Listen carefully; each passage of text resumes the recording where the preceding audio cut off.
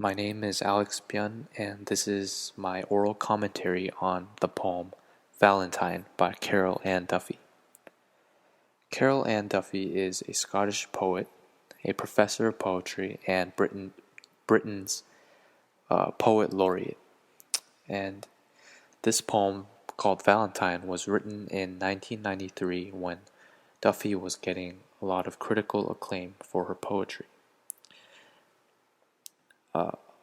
This was written a couple of years before she gave birth to a daughter, and this suggests that she was in a serious relationship, and knowing that this poem is about love, it could be that Duffy was writing about her view on love after being in this serious relationship, because this poem is about looking at love and its symbols in a different way. So the poem is it is written in the point of view of someone who views love in a different light, and it is a dramatic monologue, and the poem is written in free verse. The speaker is someone who rejects the conventional symbols of love, such as a red rose or a satin heart. And the audience, while it is not clear who it is quite clear that there is an audience. And because the way the speaker is strongly conveying a message, it can be assumed that he or she wants people to know how the speaker feels. The purpose of this poem is to reject the conventional ways that we view love, but at the same time characterizing it, showing how love makes us feel, showing us what it can do to us. I will be going from the beginning of the poem to the end of it to talk about what Carol Ann Duffy is trying to say, how she does it, and why she says it. The speaker begins the first chunk of the poem, which consists of the first 3 stanzas, by rejecting this classic symbol of love, which is a red rose. She then goes on to use an onion instead as a symbol of love, which is very different from what we would expect as something that shows love. And she then uses a metaphor, saying that an onion is like a moon wrapped in brown paper. So she's saying that on the outside it may not look great, but inside there is something very pure. And when we think of a moon or moonlight, we think of something romantic. So she's saying that. So Duffy, by using this metaphor, she's saying that love, it doesn't have to be all fancy on the outside like red roses. So Duffy's here, she's trying to say that love is just love, and while many people try to make it seem like something that's so perfect, to her it can just be something that can be represented by something like an onion.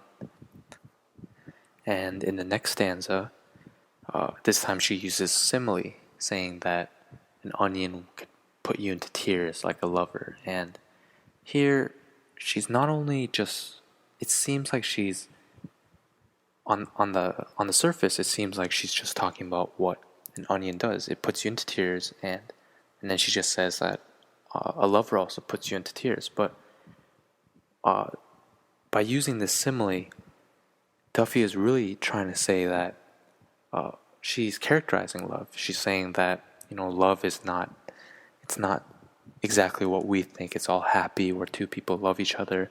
It can actually put you into grief. And she says this in her next lines. She says that she uses strong diction, saying that an onion can make your reflection look like a wobbling photo of grief. And she uses this strong word to really emphasize what love can do to you. And she's again going back to the beginning. She's rejecting our common belief, our common view on love, which is that love is just something all pretty and nice, and here she's completely rejecting that.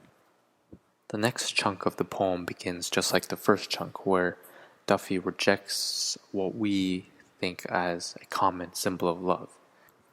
And Duffy uses this pattern in the structure of the poem because the whole structure of the poem actually resembles an onion, because as you get the layers of the onion, they all look similar, but you're getting deeper and deeper, and the same thing happens with the poem. Duffy gets deeper and deeper into the aspects of love.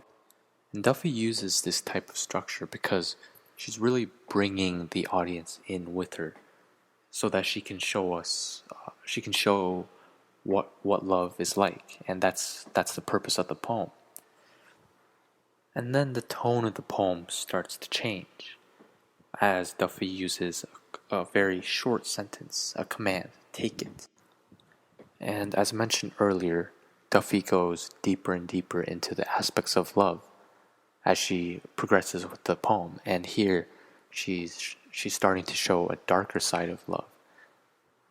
And we can really see this in the next stanza when she again uses a short word that ends with the sentence, lethal.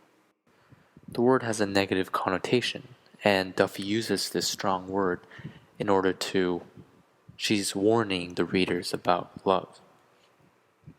And she uses the word cling to describe how the onion scent stays on your fingers.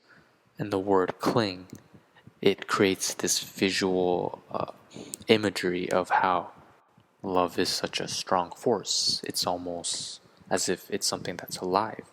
And she again uses the word cling. This repetition, it hammers this idea into the reader's mind because it goes back to the author's purpose of the poem, which is to show us the aspects of love while also rejecting the conventional symbols of love. Duffy's poem Valentine is very powerful because it makes readers think of love in a new way, and the way she uses an onion, which is something that we would never think of as a symbol of love. She's not necessarily making us think that an onion specifically is a symbol of love, but it just makes us think differently about love in general, and I think that's what made me gravitate to this poem, and how it delivers a strong message while using different symbols and different literary features. And I think we, as the audience, gain insight into something new. Thank you for listening to my oral commentary.